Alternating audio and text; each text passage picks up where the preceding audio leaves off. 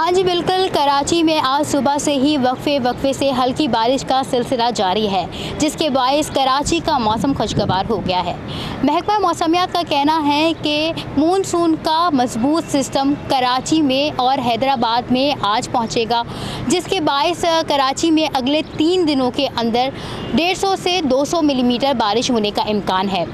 कराची समेत सिंध के कई मकामात पर 31 अगस्त तक वक्फे से आंधी और गरज चमक के साथ तो कहीं शदीद बारिश हो सकती है।